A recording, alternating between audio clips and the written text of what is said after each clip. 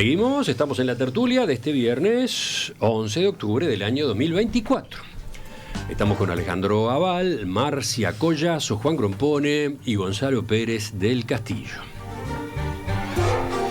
Vamos al segundo tema, salimos de acá, de nuestro país. El Premio Nobel de la Paz fue asignado hoy a la organización japonesa contra las bombas atómicas Nihon Hidankyo, que reagrupa a supervivientes de los bombardeos que destruyeron Hiroshima y Nagasaki en el año 1945. Según explicaron los organizadores, el reconocimiento se otorgó a Nihon Hidankyo por sus esfuerzos a favor de un mundo sin armas nucleares y por haber demostrado, mediante testimonios, que las armas nucleares no deben volver a utilizarse nunca más. A pesar del sufrimiento físico y de los recuerdos dolorosos, han elegido usar su costosa experiencia para cultivar la esperanza y el compromiso por la paz, expresa la comunicación que se dio a conocer hoy, antes de las 7 de la mañana, hora de nuestro país. Ellos nos ayudan a describir lo indescriptible, a pensar lo impensable y a comprender de alguna manera el dolor y el sufrimiento que causan las armas nucleares. La institución recuerda que el año próximo se cumplirán 80 años desde que 2 bombas atómicas estadounidenses mataran a unas 120.000 personas en Hiroshima y Nagasaki. Entonces, estimados tertulianos, la pregunta es ¿cómo recibieron esta noticia? Primero, si les parece un reconocimiento justificado, pero segundo, cómo se ubican en el debate que estaba planteado en las semanas previas sobre si, en un contexto como el de hoy, no era más sano dejar vacante el Premio Nobel de la Paz. ¿Quién empieza? Alejandro. En 19 oportunidades, si no recuerdo mal, desde 1901 hasta ahora, el Premio Nobel de la Paz quedó vacante. En general las principales fueron en ocasión de la Primera y de la Segunda Guerra Mundial, pero no las únicas, ¿no, verdad? Bueno, era bastante razonable. Y uno pensaba que podía ocurrir lo mismo ahora, porque, caramba, con los conflictos que hay, que por lo menos de lo que más nos llega acá, hay en Ucrania, hay en Palestina, en Líbano, y Israel, y Irán. Bueno, caramba, uno decía, no es un buen momento para jugarse por alguien que haya hecho mucho por la paz. El único que se me ocurría a mí era el Papa Francisco, porque, bueno, está haciendo continuamente llamamientos para la paz que, bueno, no suelen ser ni respetados ni contradichos tampoco, pero no veía posibilidades de eso. Reconozco de todas maneras que quizás lo más temible en este momento para el resto del mundo, no para Irán, Palestina, el Líbano, Israel y zonas cercanas, lo más temible es la posibilidad de una guerra atómica, ¿no? La verdad que es con lo que está jugando de alguna manera el régimen ruso y quizás de alguna manera el régimen americano, quizás sobre todo Rusia, ¿no? Por lo menos hasta donde uno está enterado. Y bueno, esto cierra bastante con lo que a nosotros, desde este lado del mundo, nos parece más grave. Digo de este lado del mundo para excluir justamente a los países que mencioné antes. Es decir, que la posibilidad, lo que más nos afecta es la posibilidad de un conflicto atómico. Y entonces, bueno, esto tiene su que ver con eso, ¿no, verdad? Es recordar lo que pasó en esos 2 países. Que dos ciudades. Dos ciudades, todos en Japón, sobre cuya responsabilidad, además no quiero entrar ahora porque además es bastante discutible si fue acertado o no que Estados Unidos quisiera terminar la guerra de esa manera. Pero lo cierto es que fue una demostración de que las armas nucleares pueden lograr devastaciones masivas de poblaciones enteras. Y estas personas agrupadas en esa organización, bueno, nos dan cuenta de eso y nos ponen adelante de vuelta aquello que debería a toda costa evitarse, sobre todo la perspectiva nuestra. Y me olvido de vuelta de todo el lío que hay por el otro lado, que es enorme, y que uno dice, ¿quién está haciendo algo por eso? Bueno, nadie, ¿no? Gonzalo. Yo creo que en esa línea, sí, yo estoy muy feliz que le hayan dado el premio Nobel a esta organización, que es muy vieja, tan vieja como el final de la Segunda Guerra Mundial, naturalmente. Y Y me parece que si tenían que apuntar a algo en este año en que había candidatos que yo creo que eran justos, pero que eran muy polémicos, por lo que decía Alejandro, que estamos en un momento, en un mundo muy dividido. Y yo creo que el Premio Nobel de la Paz tiene que ser indiscutido. Ahora, esta organización, Nihon Hidankyo, en el pasado fue candidato varias veces al Premio Nobel de la Paz y nunca se la dieron porque fue muy polémica. Ajá, ¿por qué? Era muy radical. Tenía muchos miembros que eran del Partido Comunista, tenía otros del Partido Socialista, pero una de las reivindicaciones que querían era que el emperador reconociera su culpa en la guerra de la Segunda Guerra Mundial, que reconocieran ellos también, que sí, por supuesto, la bomba, pero que ellos también habían tenido culpa en meter al país en ese enjambre, ¿no? Y fueron candidatos varias veces y nunca se lo dieron. Así que, pero creo que en este momento, como bien decía Alejandro, yo creo que la humanidad está diciendo, ¿y a dónde va a terminar este loquero? ¿No? En donde si yo tengo más armas que vos, yo voy para adelante. ¿Y hasta cuándo? Porque armas hay para destruir el mundo 40 veces. Entonces, ¿quién para? Entonces, que en este momento hayan tomado eso, no por esta organización en particular, que yo, de lo que conozco de ella, nunca fue antes un candidato serio al Premio Nobel, pero sí por el símbolo de decir, no, terminemos con esta locura, porque recordémonos de Hiroshima y Nagasaki. A ver, un poco más de información sobre esta organización a la que recién se refería Gonzalo. Es un movimiento de base fundado en 1956 que aglutina a su vez a distintas asociaciones de las 47 prefecturas japonesas y representa a casi todos los que fueron víctimas de las dos bombas atómicas, la de Nagasaki y la de Hiroshima. Todos sus funcionarios y miembros son justamente víctimas. Y el reconocimiento llega en un momento en que casi 80 años después del bombardeo estadounidense, su memoria comienza a desvanecerse. El número de supervivientes que vivían en Japón en el año 2016 era 174.080, según la cifra más actualizada de la web de la organización, casi el doble que en 1999, ¿no? Perdón, casi la mitad que en 1999. O sea, se venía produciendo el fallecimiento de todas estas personas. ¿A qué se dedican sus miembros? A contar sus historias, para dar a conocer a la gente sus experiencias, los daños reales y las secuelas del bombardeo atómico, tanto dentro como fuera de Japón. Han sido enviados a Naciones Unidas, a los estados poseedores de armas nucleares y a otros países y regiones de todo el mundo. Entre sus objetivos están la prevención de la guerra nuclear y la eliminación de las armas nucleares y la búsqueda de una indemnización estatal por los daños de la bomba atómica. Exacto. Debe reconocerse la responsabilidad estatal de haber lanzado la guerra que condujo a los daños por el bombardeo atómico. Debe proporcionarse una compensación, se lee en la página web, según una reseña que tiene ahora El País de España. Y ahora debe quedar muy... Si había 150.000 en el 2016, ahora debe quedar 1.000. Sí. O como más. No, pero lo que pasa es que, mirá que hay también hereditarias, hay consecuencias para los hijos de la gente que sufrió radiación nuclear. Bueno, yo creo que justamente el Premio Nobel de la Paz debe ser el premio más polémico por lejos, ¿no? De los que se le ocurrió un día organizar, digamos así, por testamento a Alfred Nobel.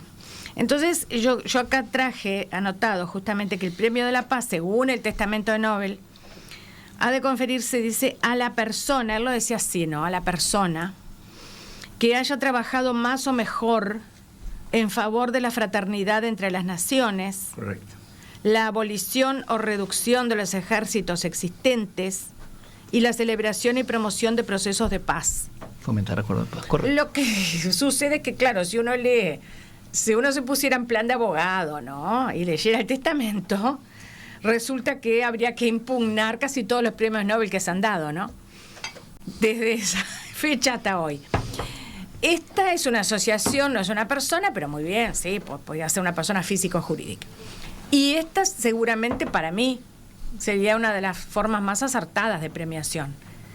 Me parece casi imposible poder conceder este premio todos los años, ¿no? Porque además es un premio que está demasiado relacionado con las peripecias políticas de la humanidad. Por no hablar de las barrabasadas, ¿no?, que se han cometido en darle este premio a gente como Yasser Arafat, por ejemplo, o Henry Kissinger. Yo no sé qué hicieron por la paz realmente, ¿no? Es decir, si yo miro, por eso quise citar, ¿no? Si yo miro la fraternidad entre naciones, Henry Kissinger muy fraterno no fue. La abolición o reducción de los ejércitos existentes, creo que todo lo contrario. Y la promoción de procesos de paz, menos aún. Entonces, es un premio resbaladizo, es un premio que además cae en lo que caen todos los premios de este mundo, ¿no? Que es que tienen que ser otorgados por un jurado compuesto de seres humanos, no de dioses. Y esos jurados, que son seres humanos, tienen sus, digamos así, interpretaciones y, por qué no, a veces sus intereses. Y por suerte en este caso no veo tanto esa caída, al contrario, escuchando lo que dice Gonzalo y lo que dice Emiliano sobre esta asociación, a mí me parece bastante justo este año, ¿no? Lo celebro. Por ejemplo, un Mahatma Gandhi. No fue. No, que nunca fue además, ¿no? Sí. Pero digo, pero no surge todos los años, por favor, ojalá, pero no es así. Un detalle, 1948 fue uno de los años en que no hubo Premio Nobel de la Paz. ¿Por qué? Porque no había ningún candidato vivo que lo ameritara, una alusión al reciente entonces asesinato de Mahatma Gandhi en la India, ¿no? Lo que pasa que, si me permitís, que el Premio Nobel de la Paz se tiene que dar bueno, en general el Nobel se tiene que dar a personas vivas, no se puede dar a personas fallecidas. Y ahí esta persona, Mahatma Gandhi, era el candidato a hacer el Premio Nobel de la Paz, pero se murió. Sí. Y entonces cuando llegó el momento, muy poco después, ya no lo pudieron nombrar. Lo mataron, claro. Bueno, es un decir. Quise decir que había desaparecido la posibilidad de nombrarlo. Hay otra peculiaridad y es que el Premio Nobel de la Paz lo da un comité noruego que es seleccionado por el Parlamento de Noruega. Al contrario de los otros 4 premios Nobel, o sea, el de medicina, literatura, física y química, que son otorgados por Suecia, ¿no, verdad? Es una singularidad que se le ocurrió a Nobel, ¿no? ¿Verdad? Sí, pero empezó ahí porque en la época, bueno, pero se empezó a otorgar después que los demás, además. Sí. ¿Qué ibas a decir tú, Juan, que todavía no hablaste? Bueno, yo desconfío tanto del Premio Nobel de la Paz como el de literatura. Son premios políticos y nunca son, yo los considero nunca son objetivos. Y es conocido que tienen reglas no escritas de rotación y de manera de adjudicarlos, ¿no? Entonces, vayamos un poco al Premio Nobel de la Paz. Es el más político de todos y se lo ha dado a muchos jefes de Estado ganadores de guerras, por ejemplo. Ganadores y de guerras. Basta ver la historia, ¿no? Es decir, ya se ha mencionado esto. Yo creo que lo que pasó este año fue que el Parlamento noruego y sus delegados no tenían candidato. Entonces dijeron, y bueno, vamos a ver, estos que fueron tantos años, los postergamos, se lo damos a ellos.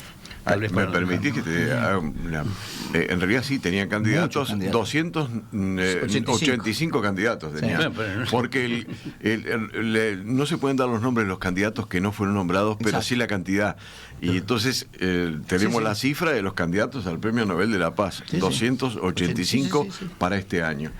Bueno, alguno habría, ¿no? Bueno, yo quiero, y tengo otro punto de desconfianza sobre el Premio Nobel de la Paz. No hay que olvidarse nunca que Nobel era la cabeza de la industria armamentista sueca, industria armamentista que sigue existiendo. Y decir que en realidad la Fundación Nobel también se basa en la cofabricación de armamentos que hacen los suecos todos los años. Es decir, que por eso es un premio bastante discutible. Lo mismo que pasa con el de literatura, con eso de que la rotación ahora le toca a este continente, si le toca a esta mujer, porque el anterior fue un hombre. Esta vez tocaba Asia y mujer, eso fue lo que ocurrió, parece, entre comillas. Es decir, considero que los premios verdaderos son los premios en ciencias.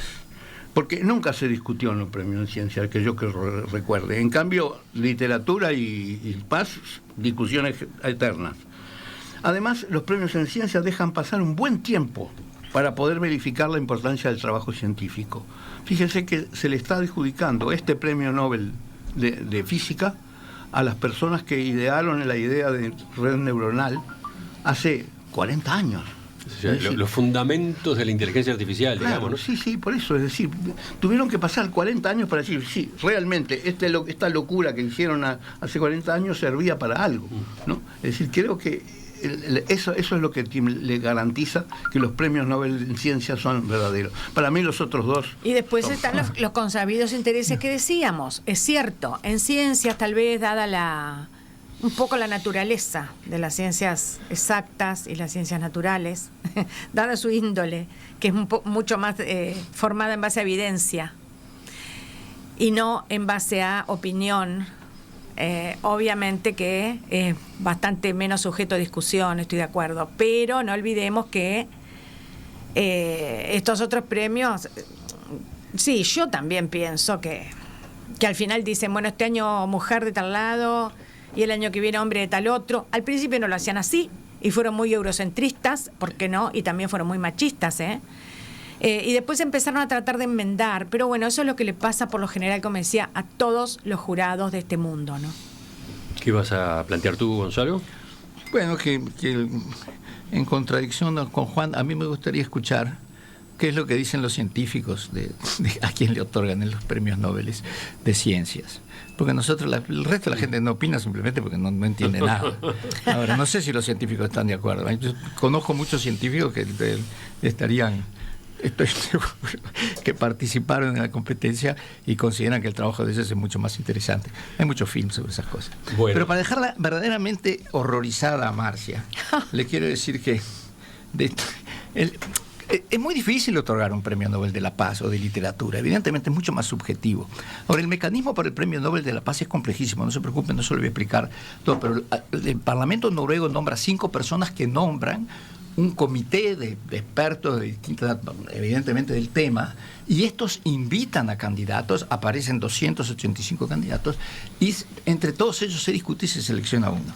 Ahora, para horrorizar a Marcia, como prometí, te voy a decir que han sido candidatos al Premio Nobel de la Paz Hitler, Mussolini, Stalin 2 veces, y ganadores fueron, como ella bien dijo, Henry Kissinger y Yasser Arafat también, pero en el caso de Yasser Arafat con Menachem Begin, sí, y con por el acuerdo que habían hecho. Porque eso era mostrar que como lo de bueno, estamos en el horno, dijera por haber hecho una, bueno, pero porque el acuerdo de la paz entre los dos países hicieron la paz. Es decir, yo no por suerte no estamos hablando de Naciones Unidas, no tiene nada que ver Naciones Unidas con él. Pero esta cosa contra los organismos internacionales... Sí lo nombraron varias veces. A Naciones Unidas se ganó mucho. Inmerecidamente, el PNUD, el Programa Mundial de Alimentos, UNICEF. Pero siempre merecidamente. No, pero eso es otro tema. Hoy estamos hablando de organismos que no tienen nada que ver con Naciones Unidas. Así que yo soy libre de decir lo que se me da la gana. Algo más de información, repito. El Premio Nobel de la Paz fue asignado hoy a esta organización japonesa contra las bombas atómicas, Nihon Hidankyo, que reagrupa a supervivientes de los bombardeos que destruyeron Hiroshima y Nagasaki en 1945. Qué buena pronunciación japonesa. Bueno, ojalá. Pero fíjate esto, ¿no? El premio, el reconocimiento, es también una forma de darle visibilidad a una institución que la tuvo muy difícil. ¿Sí? Esta organización la tuvo muy difícil. La larga batalla que llevaron adelante estas víctimas, desde el comienzo se encontraron con un camino arduo marcado por el silencio y el estigma. Tuvieron que vivir al principio con la censura de Estados Unidos sobre los bombardeos y con la discriminación de sus propios compatriotas que temían los posibles efectos de la radiación. O sea, las víctimas eran peligrosas en sí mismas, ¿no? Claro. Algunos incluso ocultaban que habían estado en Hiroshima y Nagasaki. Durante casi 10 años después del bombardeo, estas personas no recibieron ninguna ayuda de las fuerzas de ocupación estadounidenses que prohibieron terminantemente a la gente escribir o hablar sobre aquel ataque y los daños, incluida la miserable muerte de 200.000 personas. tampoco recibieron apoyo de parte de su gobierno cuando el país recuperó su soberanía en 1952, explica esta organización en su sitio web. Sigue diciendo el texto, la bomba atómica no ha vuelto a utilizarse desde 1945, en buena medida gracias a un movimiento mundial cuyos miembros han trabajado incansablemente para que se tome conciencia sobre las catastróficas consecuencias humanitarias del uso de este tipo de armas. Este movimiento, dice el Comité del Premio Nobel, fue dando forma a una poderosa norma internacional que estigmatizaba el uso de armas nucleares como moralmente inaceptable.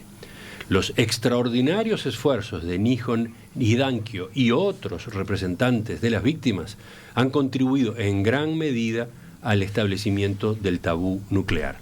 Por lo tanto, es alarmante que hoy este tabú contra el uso de armas nucleares esté bajo presión, dice el Comité del Premio Nobel en su texto difundido hoy. Quizá la bomba atómica fueron... ¿Ya seguimos? Creo que hay margen para telegramas. ¿Hay otros temas en el final? Parece que sí.